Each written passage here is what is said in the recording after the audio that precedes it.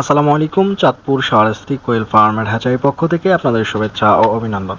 সম্মানিত তরুণ উদ্যোক্তা ও খামারি ভাই ও বোনেরা, আশা করি আপনারা আল্লাহর অশেষ রহমতে খুবই ভালো আছেন। তো চাঁদপুর শাহরাস্তি কোয়েল হ্যাচারিতে স্ক্রিনে দেখতেছেন একটা হাইস গাড়ি নিয়ে, প্রাইভেট কার নিয়ে খামারিরা চলে আসছে ফেনী জেলার ঢাকুনভূঞা থানা থেকে। তো খামারি অলরেডি চাঁদপুর শাহরাস্তি কোয়েল হ্যাচারি থেকে দ্বিতীয়বারের মতো কোয়েল পাখির বাচ্চা সংগ্রহ করতেছেন। এর আগে উনি নিজে এসেছেন, এখন বর্তমান সময়ে খামারি একবার তার ফ্যামিলি সহকারে, ছেলে মেয়ে সহকারে, ওয়াইফ সহকারে চলে আসছেন চাঁদপুর শাহরাস্তি কোয়েল হ্যাচারি থেকে কোয়েল পাখির বাচ্চা সংগ্রহ করার জন্য। তো খামারি দেখা যায় একটা শৌখিন খামারি। তো খামারি আমার এখান থেকে এই সহকারে দ্বিতীয়বার মতো কোয়েল পাখির বাচ্চা সংগ্রহ করতেছেন। তিনি ফেনী জেলা থেকে সংগ্রহ করতে পারতেন।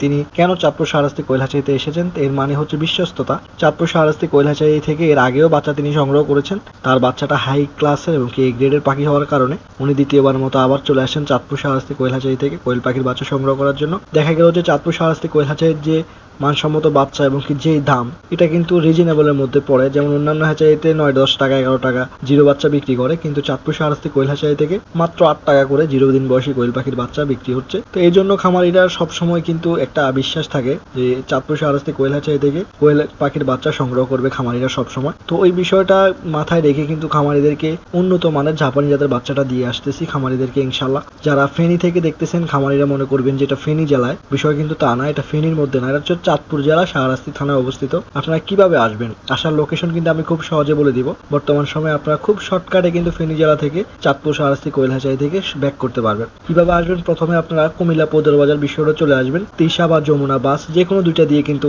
আসা যায়। খুব শর্টকাটে কিন্তু দেখা যায় যে 1 ঘন্টার ভিতরে কিন্তু আপনি পৌর বাজার বিশ্ব রোড আসতে পারবেন ফেনী থেকে।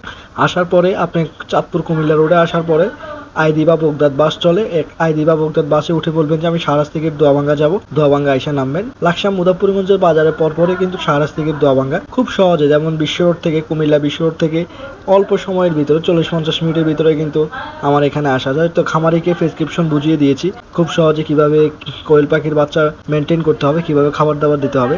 তো দোয়াবাঙ্গা আইসা নামার পরে আমাকে ফোন দিলেই কিন্তু আমি আপনাকে রিসিভ করে নিয়ে যাব এবং আমার যে যারা কর্মী আছে ওনাদেরকে পাঠাবো এবং কিভাবে আসতে হবে সবকিছু ডিটেলস ইনশাল্লাহ বলে দেবো।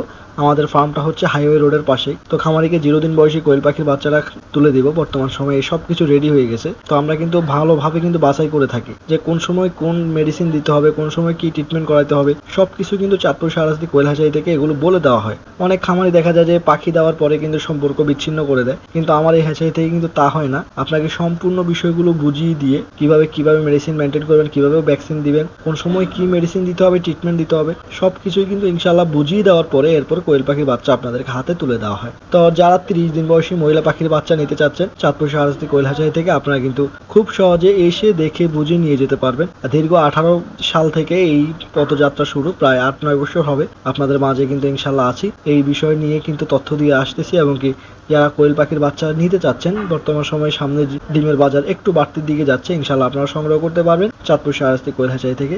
তো আজকে এ পর্যন্তই, দেখা হবে পরবর্তী ভিডিওতে। আসসালামু আলাইকুম।